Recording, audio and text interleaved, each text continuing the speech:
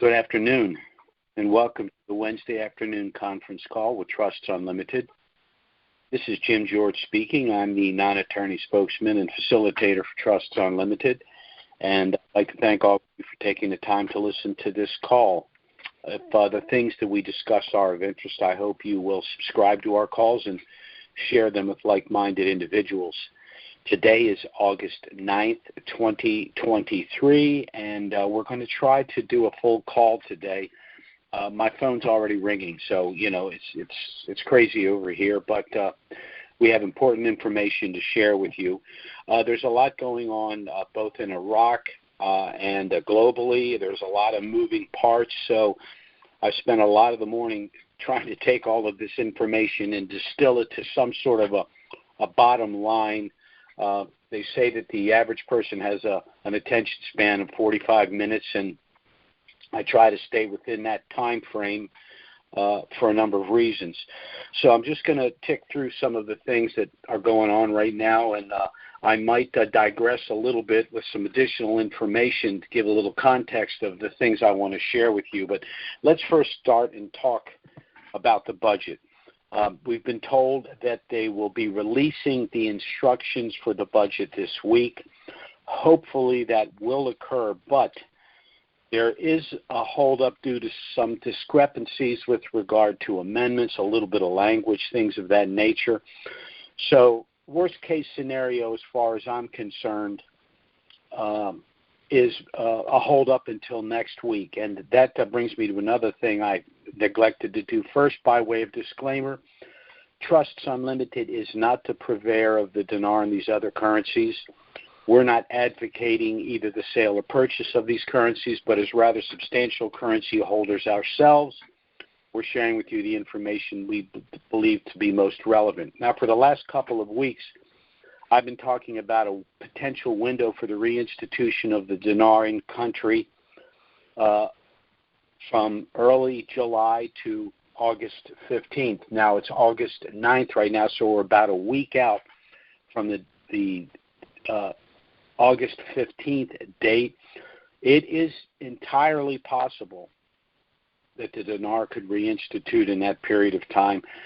What may most likely occur is with the release of the instructions, we might see the dinar increase in value against the dollar somewhere around 1,100, perhaps even 1,000.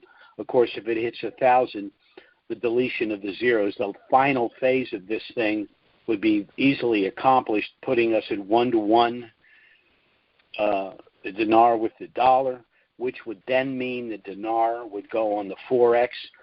In my opinion, it would rise rather quickly, if not weeks, perhaps even days, to 322, which is where the dinar was when it went into the program rate. And then, in my opinion, it would increase in value, not only for the fundamentals involved, but just for the velocity of people beginning to purchase the dinar once it's on the Forex. So we're in a good position there. The other issue with regard to the budget is the monetary reform does include the nation's possession of reserve currencies. There is a massive influx of currencies into Iraq. Iraq has 115 billion of USD right now. Now, they do have a 3-year budget, so they're not going to be able to function with their reserve currency. So this is just another factor which points to the fact that they're going to need to reinstitute and then revalue their own currency. One other thing I will mention is as the value of the dollar declines, the value of the dinar, along with other currencies, will increase in value. And I just wanted to touch on the BRICS nations. Now, the BRICS nations are a group of nations, Brazil, Russia, India, China, and South Africa, that have announced the issuance of their own gold-backed global currency. And their objective, especially with all of the other countries that are vying to be part of the BRICS nations, it's clear that their intention is to replace the U.S. dollar. It almost seems inevitable at this point, and it's really unfortunate because it's been our own doing. And let's get into that a little bit. We've recently heard a lot about quote-unquote Bidenomics and reiterating more of the success of the Afghanistan withdrawal since the 13 Gold Star families came out and were disgusted with the treatment that they received from the Biden administration. But I just want to tick through some of these things because they all contribute to what's happened to the U.S. dollar. First, let's talk about the open border situation. You can't have a country if you don't have borders. An open border is not a border. We've seen over the last 2.5 years somewhere between 5 and 6 million illegals cross into the United States, and these are people from every country on the globe. I'll just give you one statistic to think about. One of the things that tore this nation apart and separated left from right was go back to the war in Vietnam, which went on roughly from 1962 to 1974. During that period of time, we lost 55,000 troops, casualties. We are losing almost twice that many every year to fentanyl poisoning due to the open border. This can't be good for any nation. Then we have the issue of inflation. And what's the single contributor, largest contributor to inflation? Well, the fact that the United States government's printed $7 trillion in the last 2.5 years. Inflation is not the increase in the intrinsic value of a good or service. Inflation is, in fact, the loss of purchasing power. And the single largest factor in that is the money supply versus goods and services. So when we have a slowing economy, when we have supply chain issues, that reduces the amount of goods and services that are available. Add to that the inner city crime, which is destroying small businesses. So we see a reduction in the production, delivery of goods and services to the consumer. Put on top of that $7 trillion in more money, the only answer is inflation. And the inflation rate's not 5%, it's not 6%, it's not 9%. These are all lies. They're playing with the numbers. Inflation is anywhere between 15 and 20%. And anyone that does the shopping in their home and goes to the grocery store every week knows it. Second issue is what's going on in the Ukraine. Many people don't understand that Russia and the Ukraine had actually been at the peace table to discuss resolving their issues, but the United States and Britain stopped it. Now, why would they do that? Why would they not allow the countries to resolve this issue? In my opinion, it's because there's a lot of money laundering going on in the Ukraine, and their fear is that if Russia gets what they want, that'll all be exposed. So rather than protect our border, they've sent over $100 billion to protect the Ukrainian border. Just ask yourself the question, why would they do that? If you will remember, Trump needed $4 billion to complete the wall, and the Congress wouldn't give it to him. But the same Congress sent $100 billion to the Ukraine. Does that make any sense? I don't think so. Then we have the issue of the alliance between China and Russia. The number one geopolitical objective of the United States after the Cold War was to ensure no alliance between China and Russia. And the Biden administration has managed to undo that in 2.5 years. We now have China and Russia doing joint military exercises with a flotilla off of the coast of Alaska right now. The reason I bring all of this up is because these things are affecting and, in my opinion, creating the demise of the U.S. dollar. Now, if you're a patriot, you don't want to see this happen. If you're a dinarian and you're selfish, you do understand that the demise of the dollar assists the value of the dinar and other currencies. And we do want to go to the bank. We do want to do our exchanges. But if you love your country, you don't want it to happen because of the demise of the U.S. dollar. You want it to happen because of the growth of the Iraqi economy. And this is a problem. And I don't know if it's irreparable at this point, but I'm concerned. I'm concerned, and I think that we all should be. But again, The creation and growth of the BRICS nations, in my opinion, is going to eclipse the U.S. dollar in the not-too-distant future. But let's talk a little bit about what Soudani's doing in country, because he's been on a roll.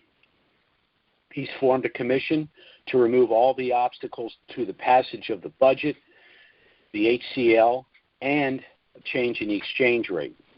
He's meeting with his financial officials regarding the printing of the new national currency. He's had meetings with the British ambassador with regard to Iraq's entry into the global financial system. He's having meetings with Qatar, some refer to it as Qatar, to discuss plans for the tourism infrastructure projects in Iraq. And he's even had meetings with the Iranians to discuss a joint railroad and railway contract. He's also established the Unified Treasury Accounts, which are designed to monitor the flow of the IQD in anticipation of a reinstitution. So I could go on for an hour about all of this, but there's no need to, because all of this begs the question, why must the IQD reinstitute shortly, in my opinion? Well, they've now got membership in the World Trade Organization, which would require an international currency. They've signed contracts and memorandums of understanding for massive global infrastructure contracts with nations like Germany, Italy, the United States, and China. They've established the CR2 digital banking system, which will allow them not only to monitor the dinar, but to link up internationally with other banking systems. And they have stepped up the national de-dollarization program by basically shutting down all of the corrupt exchange companies. Arrests have been made. Funds are being recovered and all of that. None of what's going on, none of it can be sustained at a program rate. None of it makes sense at a program rate. The math isn't there. So in my opinion, what I think is going to happen, if not later this week, next week, is I think we're going to see the instructions on the budget. I think all of the issues with the amendments will be resolved. I think the HCL will be a functioning part of the 3-year budget. And I think that we're going to get the last step in a change in the exchange rate before they reinstitute. Again, somewhere around 1,100 or 1,000. And at that point, they can remember what we've seen up to this point. We keep talking about the deletion of the zeros. The deletion of the zeros is the last phase. Prior to the deletion of the zeros, we had the collection of the zeros. They are collecting those currencies. Now citizens, in order to function, are going to have to go to the bank with their provisional 3-0 currency. It'll be exchanged for the new national currency. For those of us that have legally purchased the 3-0 provisional dinar, we will exchange it for what it's worth, accommodating the 3 zeros in our respective countries. That currency will then be retired. And the only thing that will remain will be the new national currency of Iraq, and all of the 3-0 provisional currency will be absorbed either through the exchange process globally or through the transition when individuals go to the banks to establish accounts. They're not going to be able, right now they can't use the dollar, but when they finally eliminate the 3 zeros, meaning delete it, even if someone walks into an Iraqi establishment with a $10,000 dinar note, it's only going to be worth 10 dinar. The zeros will be gone. And this is going to be happening very, very shortly. So, it's kind of a mixed bag. I'm kind of saddened by what's going on in this country. I'm kind of saddened by the demise of the U.S. dollar as the world's reserve currency. I'm saddened by all the spending. I'm saddened by the national debt, which is over $32 trillion. I'm saddened that the Federal Reserve is still allowed to function, given their what I consider to be blatant criminal activity for over 100 years. And we'll see how all of this plays out in the next year, because it's going to be very interesting for us here in this country. But we have for those of us that have currencies, we're in a position to be able to avoid a lot of the problems the American citizens are unfortunately going to be faced with the economy, with the supply chain situation, with the demise of the U.S. dollar, with a high tax, high surveillance state, all of the things that we're dealing with. So we're all going to have to deal with those things. But if we have currencies and we've established the proper trust, we're going to be able to circumvent a lot of that. And for those of you that do have currencies and have been kind enough to listen to this call, you know we've discussed routinely why it's necessary to set up a trust, not only as someone that possesses the dinar and some of these other currencies, but as an American citizen who wants to protect their wealth from the high surveillance, high tax state. So let me talk just briefly about the benefits that our trust program would provide. And I want you to consider these things, again, whether you're a dinarian or not. First, by establishing our trust, you're going to preserve your privacy and your anonymity. That's because the assets within our trust package are sealed. The general public will have no knowledge of your net worth or your actual holdings. Now, there are other assets people can establish to provide some level of asset protection and privacy. Sub-S corporations, LLCs, family limited partnerships, and the like. But unlike our trust package, those are all statutory creatures, which means that the state is aware of who owns them, what's in them, and all of the particulars. This is not the case with the trust. The trust is registered with no city, no municipality, no county, no state, or the federal government. It's a private contract pursuant to Article 1, Section 10 of the Constitution. You've established a contract to ensure your Fourth Amendment right to privacy. And so it doesn't have to be registered to anywhere, and no one, absent a court order based on fraud, has the right to know, to pierce the trust to see what's in it. This is particularly important for individuals that have currencies and are going to acquire a substantial amount of wealth literally overnight, and for any number of reasons, they don't think that's anyone's business, and it shouldn't be.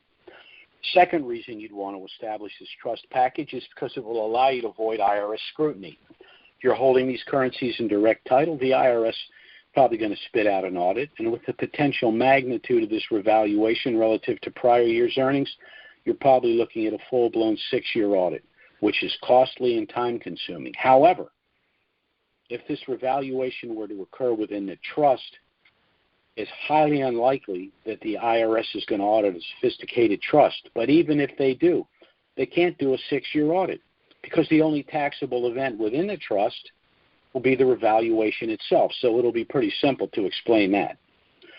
The third reason you'd want to establish this trust package is if you plan on gifting currencies to family and friends. If you're gifting to individuals that you have no problem giving them the post-RV lump sum, then you can give them the currency to exchange for themselves or the lump sum after you've done the exchange. But many individuals have people they want to gift that for any number of reasons they're hesitant to give them the lump sum. Well, you can gift to them through the specially designed gift sub-trust as part of our package. And by doing so, you will be in a position to manage, invest, and distribute the money to these individuals as they wish. In addition, this strategy can be utilized if you want to assist family members. For example, you can purchase homes, cars, things of that nature through the trust, funding one of the sub-trusts, and then allow family and friends to utilize those assets. So they can pay for the upkeep, they can pay you rent, or they, depending upon the situation, they don't pay anything. But the point is, your trust is the owner of that home, which means you're in control of that home. You can rent it to who you want. You can allow someone to stay in it for nothing if you want. You can buy and sell as you wish. The fourth reason you'd want to establish this trust package is because it will allow your estate to bypass the cost and delay of probate and the federal estate tax. Basically, by circumventing probate, no one will know the size of your estate, who your heirs are, and how much they each would receive. In addition, because you've circumvented probate, the trust can't be challenged, and your heirs will receive their respective inheritance the way you've established it immediately. Then there's the federal estate tax, which is the tax that the federal government assesses in order for the estate to be transferred to heirs. The example I like to give is you hold enough currency to, say, have $25 million after the exchange, and that could easily happen. The Basel IV compliant rate for the dinar is estimated to be about $4.85. So if you got 5 million dinar, you're looking at $25 million. Well, if you do not have our trust and your estate goes to probate, you're looking at somewhere between $4 and $5 million in the federal estate tax on that $25 million estate. But if that estate's in our trust, the federal estate tax will be zero. So you'll be able to save between $4 and $5 million simply by establishing this trust and having it own your estate. Post-RV, there's a benefit I like to refer to as limited liability stop loss. This protects you from future bad acts after you've acquired this trust. This protection is accomplished through a strategy called segregation of assets.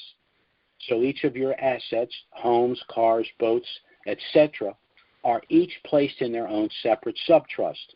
So, for example, you're in a car accident, you get involved in a lawsuit.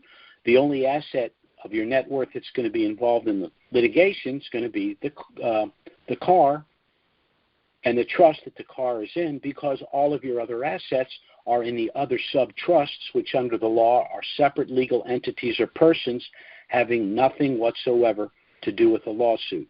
The example I like to give is a commercial barge, where all of the valuable cargo is stored in a series of small compartments. Why? In the event that any compartment is ever breached, the only potential loss would be the cargo in that one compartment. The cargo in the other compartments is safe and secure due to the firewalls, and the barge will never sink. Well, this is exactly how our trust package works. Now, this trust is initially a package of 10 trusts consisting of one master trust that will hold your assigned currencies pre-RV, financial assets like bank accounts, investment accounts, retirement accounts, post-RV, one gift subtrust, again, if you wish to gift currencies to family and friends and manage the post-RV proceeds, which subtrust can be converted to one of the additional 8 standard subtrusts to hold physical assets like homes, cars, boats, etc. Now, when we decided to work with Dinarians, we knew that the price tag for this trust would be too high for many. We've utilized this trust for our more affluent clients. They had an initial cost of anywhere from $6,000 to $10,000 because these individuals had to fund all of the subtrusts. But for those of you that have established this trust for their currencies, we've been able to reduce the cost to $3,000 because the trust will not be funded till after the revaluation. Now, there are several ways you can pay for that. Pay us up front. We'll discount the price further to $2,500.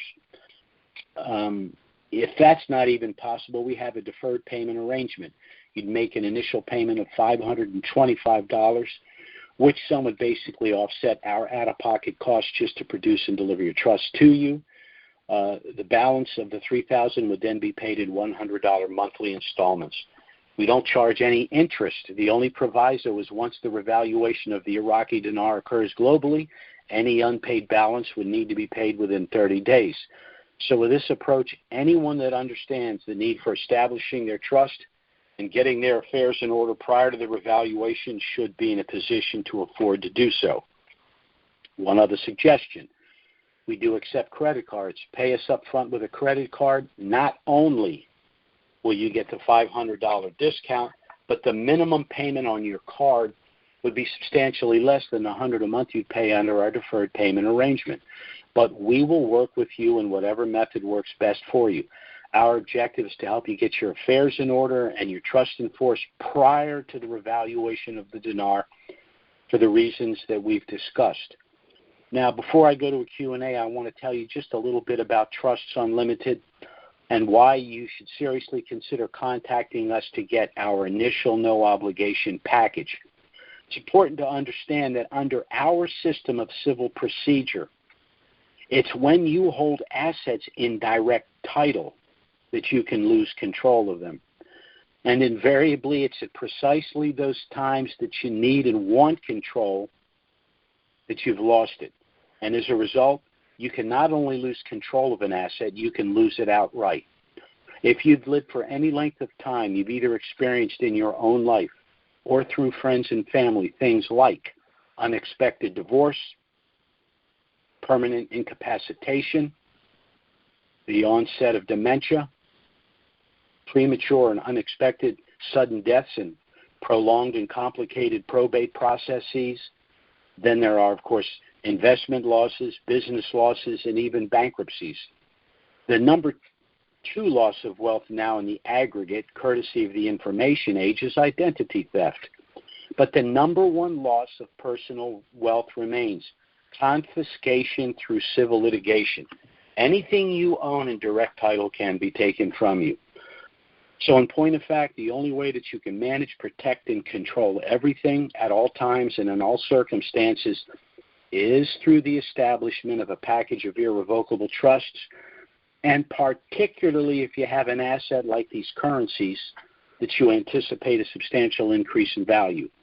And we at Trust Unlimited will do everything we can to help you accomplish your personal and financial objectives, both pre- and post-RV. So I'm going to go ahead and open the Q&A if there are any questions. While I'm waiting for any questions, one thing I didn't mention that I'd like to mention, and that is by establishing our trust, you are going to be able to circumvent something called the Uniform Fraudulent Transfer Act. Now, what does that mean? You can only be sued for assets that you own in direct title or the value of assets at the time you transfer them out of title to an entity like our trust package.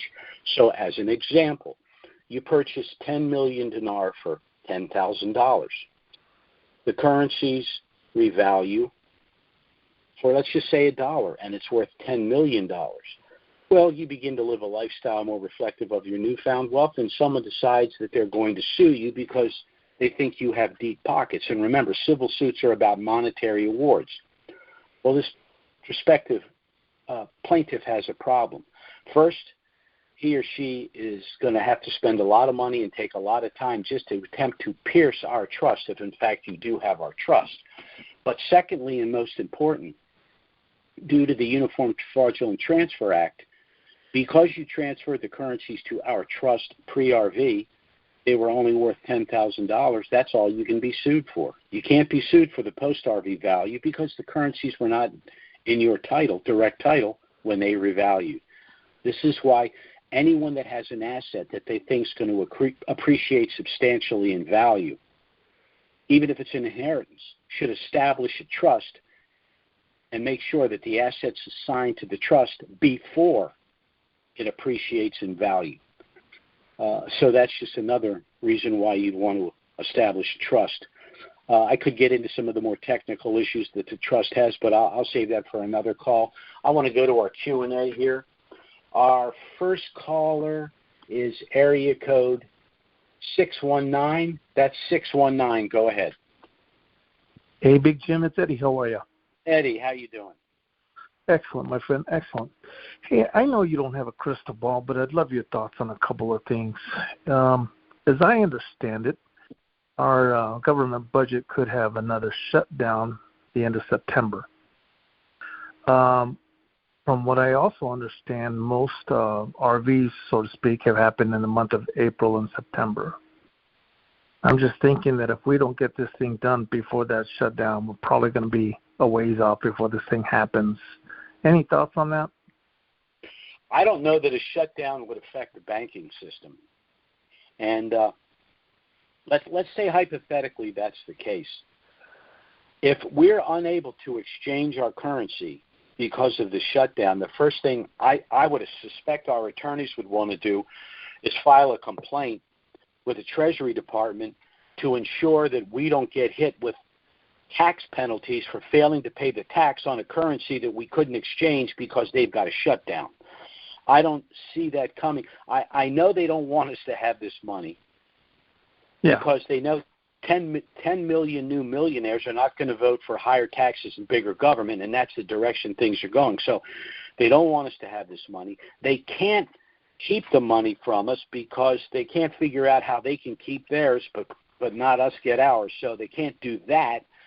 I don't see how they could pull that off. I don't see that as a possibility. But again, if it were to happen, I think we need to get on record and say, oh, no, you're not going to penalize us because you shut down the banking system. That's not going to happen. So that's my opinion of how I think that would play out. Okay. Here's another question. I'm hearing some information about the Paris Accord agreement, treaties, and things like that, stating that in those documents, those treaties, that currency, it would not be taxed. No currency would be taxed. Are you familiar with any of that info? I'm familiar with a number of, Nazara, Jazara, the Paris climate, all that stuff. I don't buy that for a second at all. First of all, at least right now, they're trying to establish a global tax. I think that's what they're referring to. They're trying to establish a global tax, but our tax code's pretty clear. If the profit from the exchange exceeds $200, it's taxable. So, well, it's in the treaty stating that it would not be taxed. So if it's in a treaty stating that specific currency would not be taxed, I don't know if it'd be overridden or not. I haven't read the treaty, so I don't know. Well, I don't know that the Senate has voted to be a member of that treaty. So that's the other issue as well. But obviously, a lot of these treaties are designed to circumvent United States sovereignty because the United States is the fly in the ointment, because the United States has a constitution which declares the sovereignty of the individual as supreme over the collective. So, that it's all designed to deal with us. All the other countries have already surrendered, except us. I just don't think that's going to fly. Okay. Hey, Jim, thank you for your time. Appreciate it, buddy. Sure. Okay. Take care, Eddie. All right. Our next caller is area code 832. That's 832. Go ahead. Yes. Good morning, Jim. This is Ray Willingham here in Houston, Texas. I have a non-trust question. What I wanted to know, shortly thereafter, how long do you think that the VND will be exchangeable? And do you believe in the dong? Will it exchange, or will it go at the same time at the IQD? It's a non-tax trust question. Okay. One of the reasons that we stand, in my opinion, to make such a windfall with the dinar. Now, I was involved in the Kuwaiti deal, but that thing was, for lack of a better, it was chump change compared to the leverage that's involved here. We have a situation where the fiat-based currencies are devaluing, and Basel IV compliance, we're transitioning from fiat-based to commodity-backed currencies. The BRICS nations are a perfect example of what they've done. They're creating a gold-backed global reserve currency, which is going to nudge the dollar out unless they get their act together. So I just, I don't see there's going to be an issue at all with us not getting a substantial return on the dinar simply because of its underlying. I mean, Basel is defined as the known natural resources of a country and the ability of that country to bring the resources to market. Well, we know that Iraq, arguably per square mile, could be the richest country in the world, and we know that they're moving heaven and earth to produce the rare natural resources and bring them to market. Another example would be the railway situation, that contracts they're doing, all of the infrastructure contracts. The United States and France are in there with the oil production.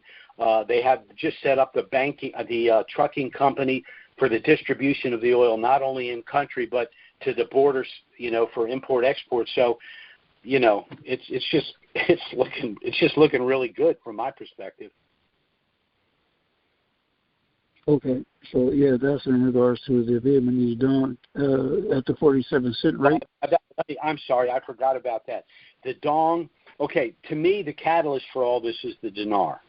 Now, the dong's been in a program rate for a long time, but again, this was prior to Basel IV compliance. It was prior to the global shift from commodity-backed currencies. So all of this is moving along. And what I envision the dinar reinstituting and going on the Forex. And then I envision a number of other currencies as well, the first of which would be the dong. I would be shocked if the dinar were to hit the Forex and the dong was not right behind it within 90 days. I would be shocked. I think that's all the catalyst that's necessary for all of these currencies to shift to a Basel IV compliant rate globally. Okay. All right. Thanks, Jim. I appreciate your time. Yes, sir. Our next caller is, let's see, area code 479. That's 479. Go ahead.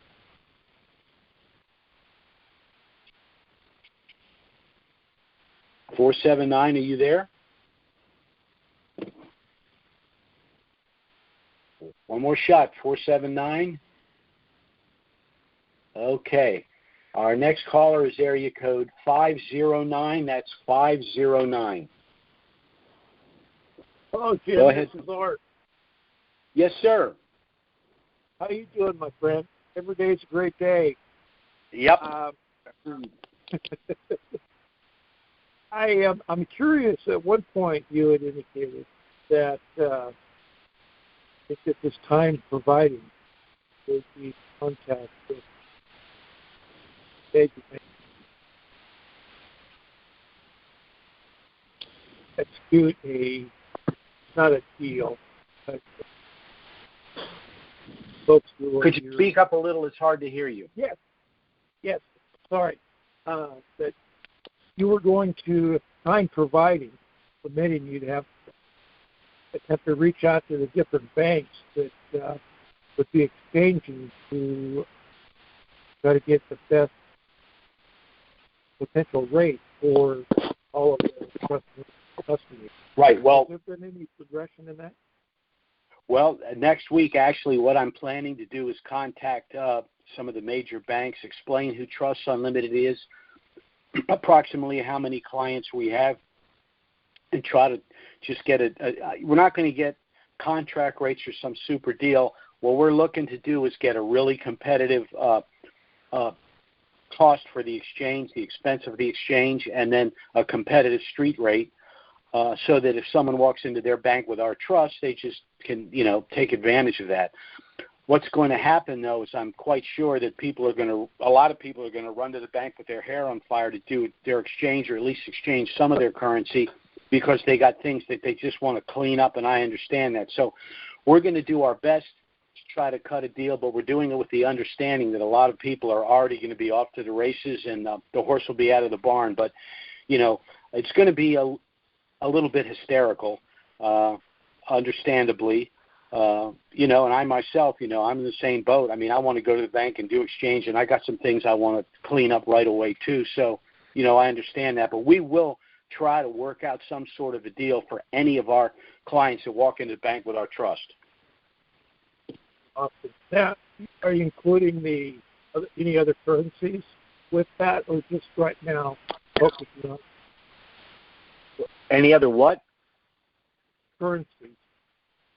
Oh yeah, any currencies. Yeah, I'll be okay. Any currencies. Yeah, absolutely. Okay. Okay, thank you very kindly. Art. Okay, Art. Take care. Bye now. Our next caller is area code 978. That's 978. Go ahead.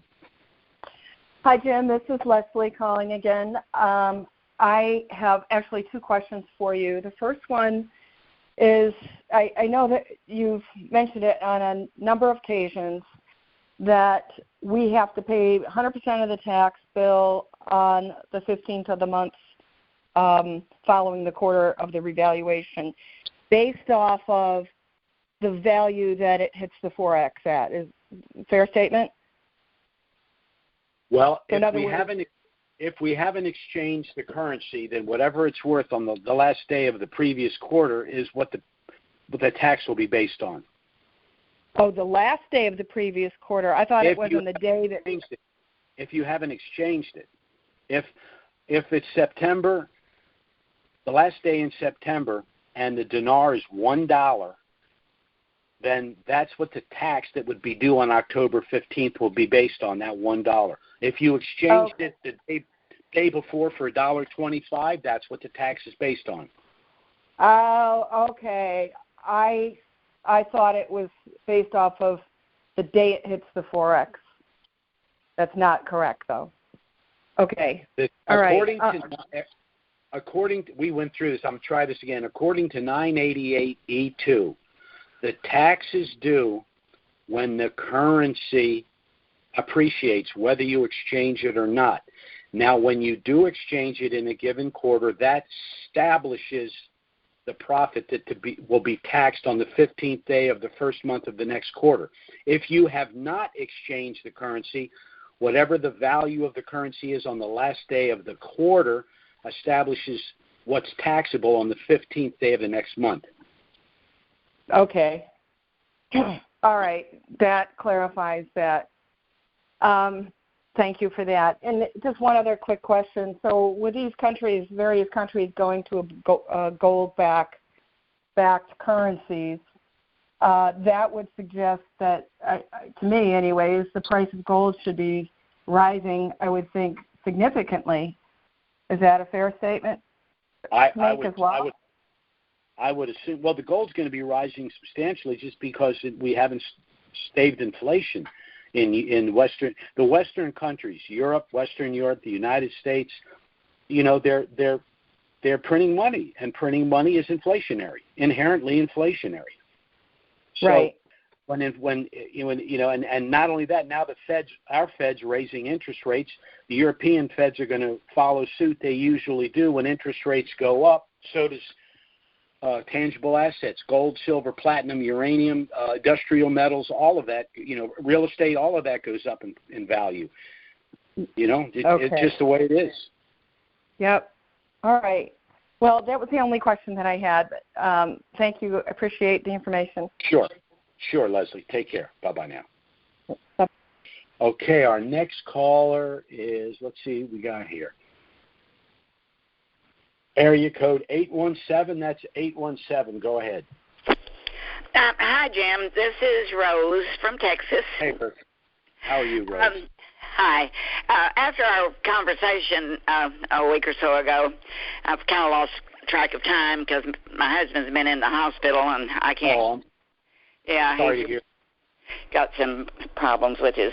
Anyway, but we were talking about me sending an email, which I did, to ask for anything that has changed with the old trust that I have and the new trust. So I did send an email, but I didn't get your email. I just sent it to, the office, the main office. Okay. Just tell me one thing. I don't want specifics. When did you establish your trust? What year? Oh gosh, it was probably in 2000. Let's see, 12, 10, 12, something like that. Okay. I will look it up, and I will. That was through Ray. You remember? We talked about that. That's right. Yeah, so it's been a long time. I was just trying to remember. We moved into here in 2009, and it was maybe 11 or 12, before I got into the trust thing. So I think I came with the firm in January of 2013, as I recall. But so this was before me. But I'm going to pull it up. I'm going to look at it, and then I'm going to call the attorney and see what we can do. Okay? Okay. And I will email you back after I pull all this up. I just made a stickum here. I'm sticking it right up there. Oh, well, okay. So I'll get on it later today. Okay? Okay, that'll be fine. And just so if we can make any changes, anytime soon that may need to be made, so that this trust is still good. I'm sure the trust is good. They were just enhancements. Let me ask you this one question. Did you did you establish, and do you want the gift subtrust? No. Okay. All right. Because that was one of the enhancements. Okay. That I will get back to you on that when I pull it up and see what's going on. Okay. Okay, great. You have my email address, I guess. Yes, I do, and I hope all goes well with your husband. Thank you. All righty. Bye-bye. Okay. Bye-bye, Rose. Okay, our next caller is area code 312. That's 312. Go ahead. Hey, it's Les. How you doing, man? Les, what's going on, my friend? You got it. I tried last week, but questions never stop. Tried to get in last week. Well, you're the last caller today, so take your time. I figured that. So I got a piece of property I want to procure as soon after we RV, and wanted to know how would I be able to purchase it through the trust after depositing the funds in the trust account. Well, you'd set up a settlement date. You and your trustee, you would contact us to tell us the settlement date. We would create the real estate trust for that. I'll just make it. Let's say you were purchasing something in the Ruxton development, so we would create the Ruxton Real Estate Trust. You would go to the closing with your trustee, and the home would be titled to the Ruxton Real Estate Trust. Joe Blow, trustee, Les, beneficiary, and that's all that you would do. And payment would be made, presumably a down payment or whatever you're doing, with a check from your trust. All right, that's simple. Yeah, it is pretty simple. Now, after the reinstitution, these are the things that we'll be discussing. We won't be marketing the trust anymore, so we'll talk about the exchange process, funding the sub-trust, managing the trust, tax issues, investments, and all that. So all of it will, and that's an example of a question we'd be dealing with on a routine basis. Okay? Okie dokie. Say hi to the professor, and thanks again, man. Thank you. Take care now. All right.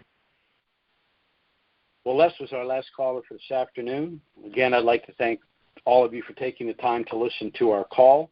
The things we've discussed are of interest. I sincerely hope you will contact us to get our initial no-obligation package. It does contain everything you need if you wish to proceed with the establishment of your family asset protection trust package, but you're under no obligation to do so. You can review the package. Contact us if you have any questions. We'll be happy to assist you. If you want to learn more about Trusts Unlimited, you can go to Trusts with an S, UnlimitedLLC.com. If you wish to get one of our initial trust packages, you can contact us either by email or phone. Our email address is trusts with an S, unlimitedllc@gmail.com. And our phone service is 307-274-4122. Contact us by email or phone for our initial package. We'll get it out to you as quickly as possible. You can review the package. It has a lot of information about us, about the currencies, about trusts. You can contact us if you have any questions. We'll be happy to assist you. There will be no consultation fee. If you do send us your fee and your trust application, you should have your trust package certainly within 5 working days and possibly within 3. Now, our next call is scheduled for next Wednesday.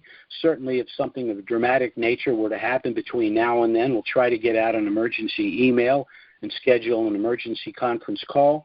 But failing that, we'll be back next week. Well, it looks like we have someone else in the Q&A. So he jumped in here the last second. This is area code 415. That's 415. Go ahead. Well, hello, sir. How are you? This is Al from Left Coast. Oh, Al. I'm sorry. I thought this was someone else. Go ahead, Al. What's up? What an awesome pleasure. And to hear Les and Rose, I remember them from back in the day. And there's a few others I don't hear recently. But your tutelage is so bountiful. I appreciate. I was actually looking into the digital that you spoke of, how I gleaned that Iraq is going to start the digital process, and more so there, I believe, if I'm not wrong, they're gold-backed, but the United States is actually going to be asset-backed. There are other countries such as Russia, China, they too are gold-backed. So it's going to be quite interesting that the tier level of like gold back is number one, asset back is number two, and then anything after. That was a great show. Presentation, I should say, and I appreciate you. I thank you. I know you want to go, so have a great day. Thanks a lot, Al. One thing I will mention, you're right, there's gold back, there's commodity or asset back, but there's one other thing that I think is going to happen. I think a lot of countries, particularly countries with fiat currencies or inflationary situations, are going to hold some of the BRICS or, dinar, Iraqi dinar, as a derivative of gold. They don't have the gold, but they've got the currency of a nation that is gold back. So it could get a little bit complicated, but everything's going to be changing, and the dinar is a catalyst for the Iraqi dinar is a catalyst for all of it. But thanks so much for your call. You take care. Yeah, they're the linchpin. Thank you so much, and make it a great day. And I'll be listening on the other side. Ciao. Thanks a lot, my friend. Bye-bye. Our next caller is area code 405. That's 405. You snuck in there at the last second there, Doug. I've put in my *6 for the question like 6 times, and I thought, oh no, I'm not going to get it. All right, I'll make it quick. It didn't hit the screen, so I'm out the door, and you yanked me back in here, which is fine. I'm happy to take the question. Fire away. Okay, the sequence of events: notification by Trust Unlimited, obviously through email or some such notification that it's a go, I guess, in Iraq. From that perspective, the next sequence of things is that when we actually go to the bank, it's going to be the fee, not the exchange rate, but the fee that the banks charge to do the exchange. And from past experience, do you have any idea where that might fall, like anywhere from 0.5% to 2%, something like that? Well, yeah, they're probably going to have some sort of a sliding scale. What I'm going to try to do is say, look, if we're going to send you X number of people to your bank, then I don't care how much currency, whatever it is, just tell me what you're willing to do, and if it works for us or it doesn't. Good. Okay. Believe me, I'm not going to have the time or the desire to try to negotiate long term with these people. And banks, they're foot draggers. I'm just going to go in and say, give me your bottom line. Oh, you don't have one? See ya. I'll call the bank across the street. And I'm going to do that when I go to the exchange. I have issued that. We've issued that exchange protocol if you have a trust, and a lot of people are going to be very nervous about the exchange. And you need to understand what your rights are. And if the bank starts jerking you around, you just have to be able to swallow hard and say, nope, that's not acceptable. I'm going across the street. Good. All right. These guys are going to play hard with us. And we've talked a lot about taxation, and you say pay the taxes, and then we'll try to recapture whatever was an overpayment. Do you think that if that's the truth, if that's the fact, then we're looking at about a 45 to 47% ordinary income tax on the exchange currency. Is that correct? My calculation is the 39.6 to 5% millionaire surtax. You're looking at 44.6. 44.6.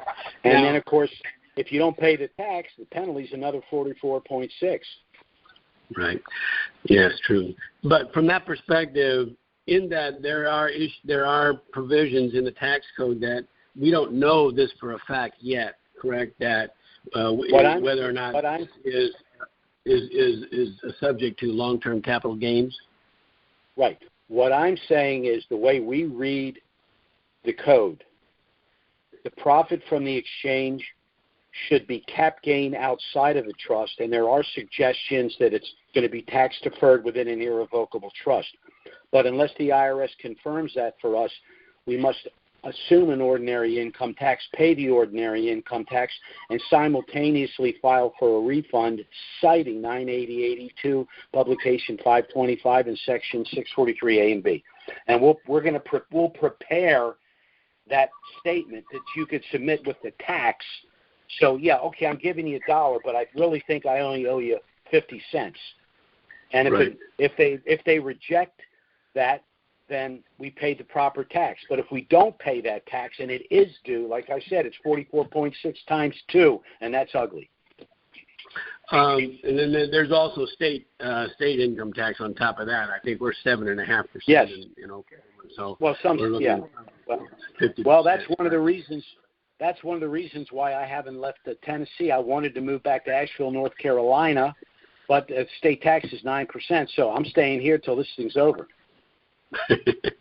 Very good. Now, you did mention a tax deferred.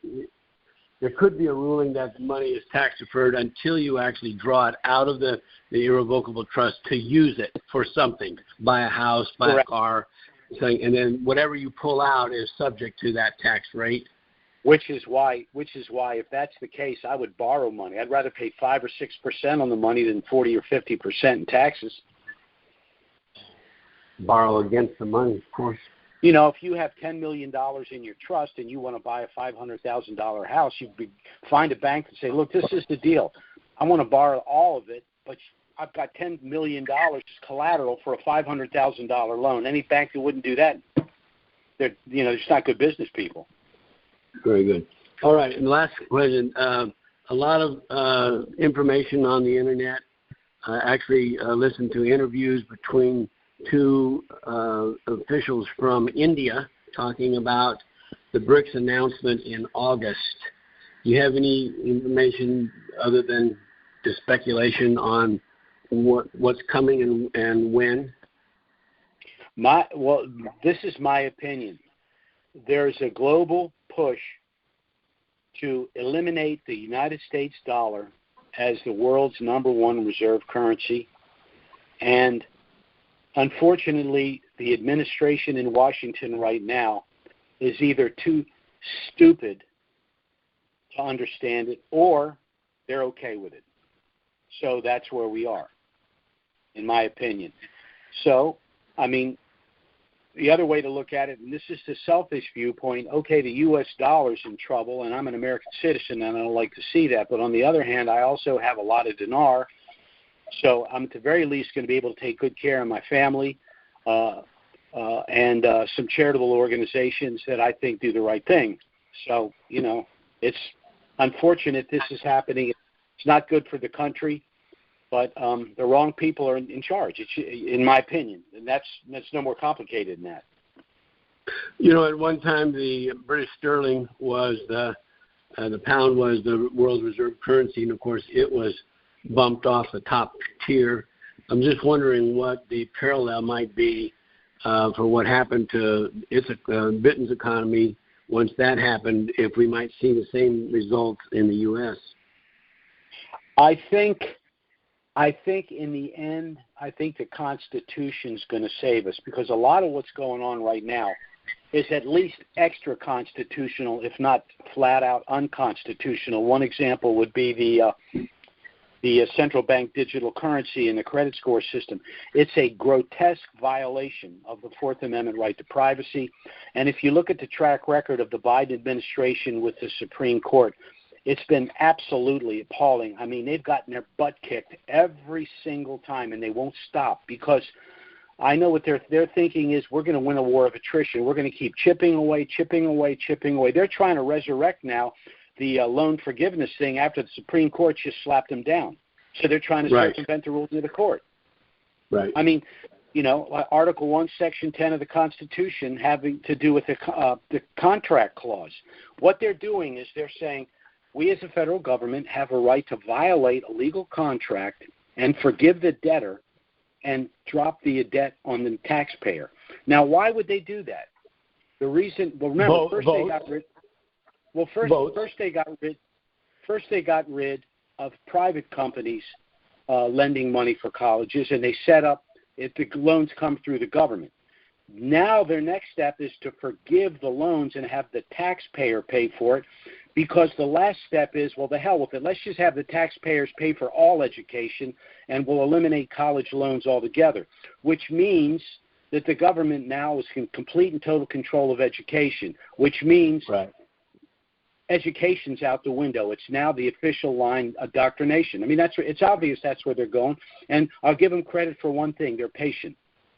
Because this all started with the progressive movement over 100 years ago, and they've been chipping away for 100 years. You know? My biggest fear is the CBDC. I think that's probably going to be, if it's not knocked down in the Supreme Court, it's going to be the greatest intrusion about the money we do have, and not only that, what we can spend it on. That's my biggest concern. Is the CBDC. Well, that's why I talked on the calls about one of the strategies is if they do succeed with a central bank digital currency in the credit score system, you just transition to one of the states that's creating their own state digital currency. Now, it is a digital currency, but if you establish accounts in those states, you have circumvented the central bank digital currency system. And under that system, if you go to the grocery store to buy your weekly groceries, or you go to a gun range and buy an AR-15, doesn't matter. They know what you purchased. Well, they're all legal purchases, so in my opinion, it's none of their damn business, period. Where I am, what I do, what I spend my money on, and why. It's none of their business. They can't make it, you know. I would presume that there's going to be a fight between the federal government and the states over whose digital currency is going to be, operating. The Constitution's clear about that too. As a matter of fact, you know what could happen? A miracle happened, and they reversed the Roe versus Wade. You know what else could happen? They could amend or repeal the 16th Amendment, creating the Federal Reserve Bank and the federal income tax. So if they want to start that fight, we're already in a bad position, so we can only win that argument, in my opinion. Well, it's a long, rough road ahead, but we'll see what happens. The digital currency is the Hail Mary. That's the absolute control. And like we have the 10th Amendment, the states have rights. They just can't ignore that. They're trying to, but we have the right configuration in the court. We have 5 people that are going to vote the right way, possibly 6 or 7. Biden's lost twice, 9-0. That's how bad it is for them, what they're trying to do. People don't, they call themselves progressives, and they think they define the word as the dictionary defines it, moving forward, improving, getting better, evolving. That's not what the word means. They called themselves progressives in the early 19th, 20th century because they wanted to, quote-unquote, progress beyond the colloquial constraints of the Constitution, meaning the Bill of Rights. They didn't like the fact the government was limited. Your Second Amendment right isn't a law. It's saying that the government can't touch that right. The government didn't pass a law saying you could have a gun. The Constitution says you can't pass a law saying I can't have a gun. Right. And they've been trying for 100 years to undo it. They're as close as they've ever been, but I still don't think they're going to succeed. That may be wishful thinking, but I just, we still have people in the courts. As long as the Supreme Court is configured with patriots, it's not going to happen.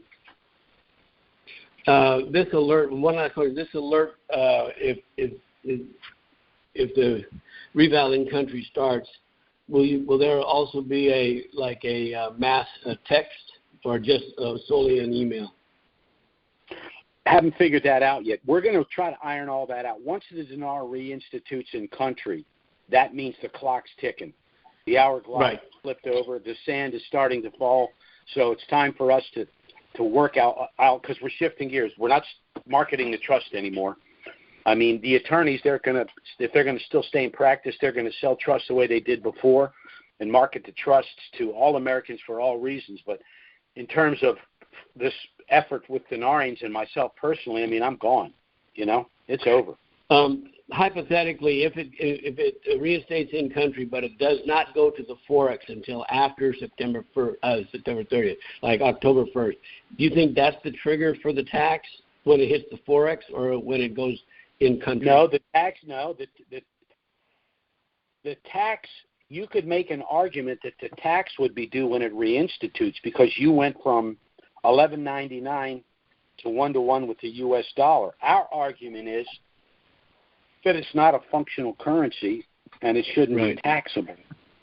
So that's another sticky wicket, too, that we have to deal with because we may not be able to exchange, or it might be highly difficult. The Kuwaiti dinar, we literally sent someone. You had to go to Kuwait to do the exchange. We sent someone to do the exchange there. But Iraq, I don't know. I sure as hell hope it doesn't come to that. What I want to see is a bang, bang. I want to see the reinstitution, and then I want to see it on the Forex within weeks, if not days. And I think that's what's going to happen. Very good. Jim, thank you so much. Thank you for your time. Sir. Certainly. You take care now. Bye-bye. Bye-bye now. Okay, now, I think really that was our last caller. Again, if the things we've discussed today are of interest, I certainly hope you'll contact us to get our initial no-obligation package. You can contact us by phone or email. I did give you the phone and email, but I'll give you the phone again. It's 307-274-4122. Contact us. We'll be happy to send you our initial no-obligation package. Again, it does contain everything you need if you wish to proceed, but you're under no obligation to do so. Our next call is scheduled for next Wednesday, noon Eastern, 9 a.m. Pacific. Thanks so much for listening, everyone, and let's hope we all have a really good week. Bye-bye now.